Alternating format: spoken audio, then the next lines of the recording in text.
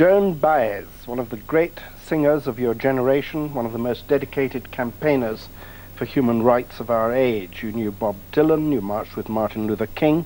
Which has mattered? Which matters more to you, music or politics?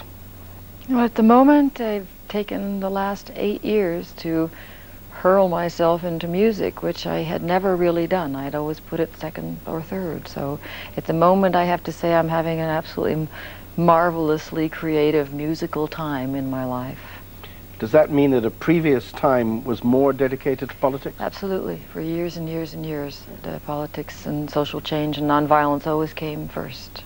A colleague said to me this morning, "Oh, give her my love. She was my heroine. She was it in the 60s. Did you feel that warmth then?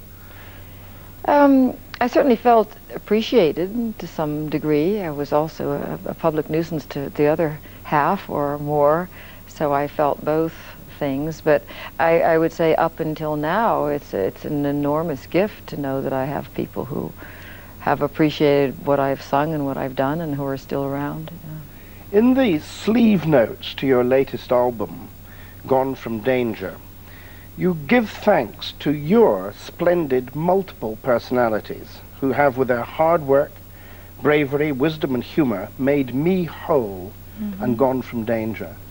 Are you telling us that you have multiple personalities? Yes, and I have to say it when I'm in somewhere like England where I know the word therapy puts people's teeth on edge, you know, that it's not something I want to go into to make people feel uncomfortable. But the fact is that when I really did take an internal journey, after having journeyed all around the world for years and years and years and done many things that I'm quite proud of, you know, in my work in nonviolence and social change, I did turn the spotlight inward, and there was a tremendous amount to be dealt with, and that happens to have been the way I did it. As it turns out, that's just a medical diagnosis. Yeah. That you had what sort of multiple personalities were there? Oh, fascinating. I mean, just all different types. Like? Oh, happy ones, sad ones, destructive ones, angry ones. I don't know whether you know anything about it, but a multiple personality is a personality that's formed from some trauma in the childhood, about which I don't speak, but I mean particularly, but that's what happens. And then those personalities carry that information, and when one finally gets around to doing the therapy, if one has enough nerve, which it took me half a century to get, one discovers these personalities who speak really on their own, different voices, they take different forms, they will describe themselves, they have names. It's all quite extraordinary and fascinating and frightening, and I consider it not a multiple personality disorder, but a multiple personality blessing, because that's how I've come to my health. But if you went back over your life, would you be aware of parts of it when one of your personalities was dominant and another one was dormant, and then well, the if other way they come around? out and tell, you know, the point is that they really present that information, and I was unaware of all of that. I mean, as I look back now and I see in a lot of my odd behavior, it really was, you know, in effect, different parts of me trying to make themselves heard, but I was incapable of really dealing with it up until I was ready to deal with it. When you talk about a childhood trauma as having caused it, do you mean a specific event or a situation? I think for anybody, it's any of those things, any and all of those things. And again, you know, those are the things about which I can't speak publicly because that's my own private life. I think I wouldn't speak about any of this if I didn't think it could be useful to some people. I mean, all of my career, I received letters from people. I mean, in my first book, I wrote about phobias. Anybody who read that book who had similar phobias, I mean, they see in me somebody maybe who could help them. They say, do you think I could get better? Do you think, you know, this would change? Do you think I have a chance at getting rid of this and that panic attack? And basically I really didn't think so, because I had lived my life that way and I didn't know any otherwise. Well, what I can say is that if you have the grit, you know, to go inside, and that means therapy, and tackle it.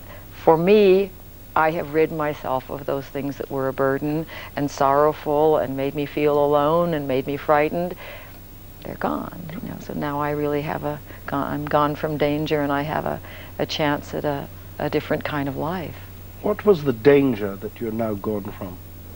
All of those things I just mentioned. It's a symptomatic behavior that isn't any fun. You know, and the point being now, to me, since I have no interest in dwelling on that at all, but is what there is now a real pleasure in walking on the stage and sharing my voice. I'm able to see people in a very different way. I mean, there's some kind of a threat seems to be gone from my life, and so, you know, people say, oh, all these years you must be so tired of traveling. Well, it's just really become fun in a different way for me, and an artistic adventure, and I'm enjoying myself a great deal. What's different in your view about your music today from your music of previous Well, years? the music has always changed. I mean, I began singing rhythm and blues with the ukulele when I was 13, and then when I really fell in love with folk music, it was the beginning of the folk boom, so the very end of the 50s, and what I fell in love with was the ballads. I mean, obviously they spoke to my condition more than I even knew at the time. And then after a few years, I began singing the music of my contemporaries. And then, since my political foundation was already strong, those two parts of me really merged, and I did years of singing for and with and about causes, I mean, with Dr. King and so forth, and it came very, very naturally. And there were changes in that, and musical changes.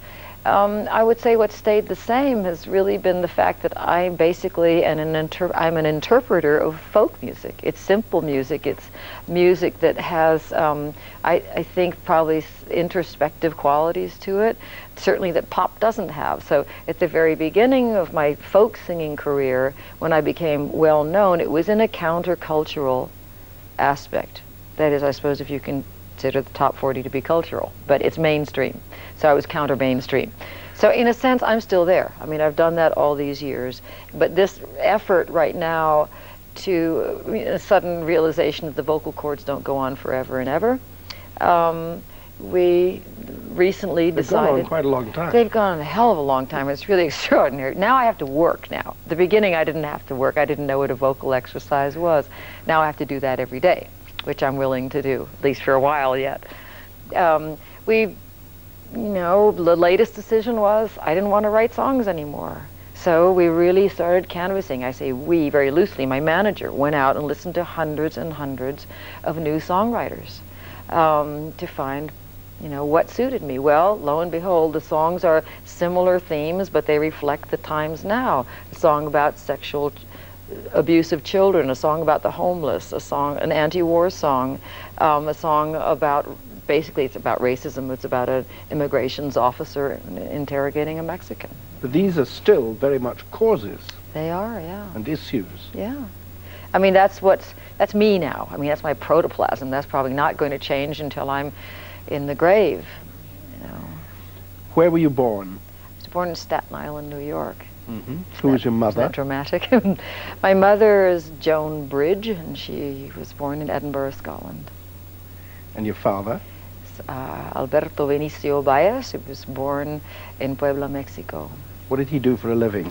He was a physics professor and researcher, and always had an overview and an interest in social issues. And as a Quaker, which he and my mother became when I was 8, they always involved themselves in world issues and took a very Quakerly stance.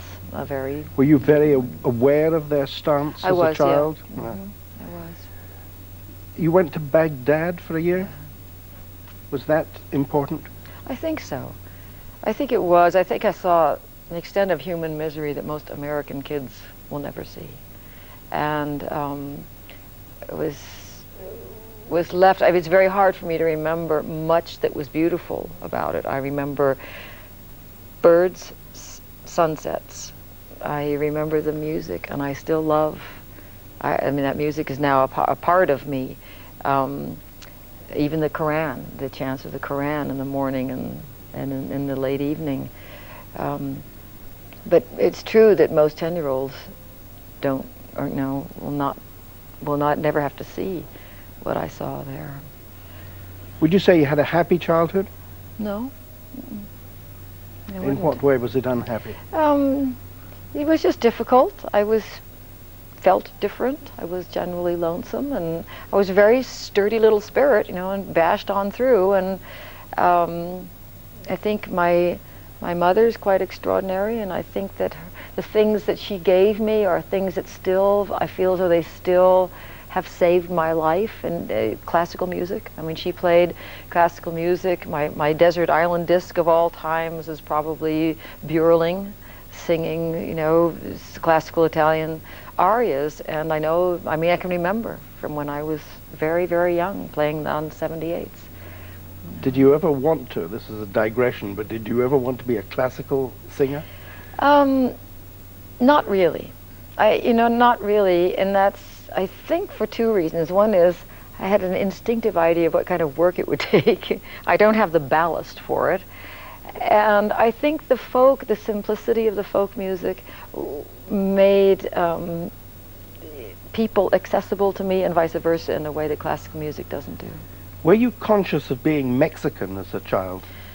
I was at a certain point, and that was when we were living in Southern California, because it was very much a brown and white issue there. The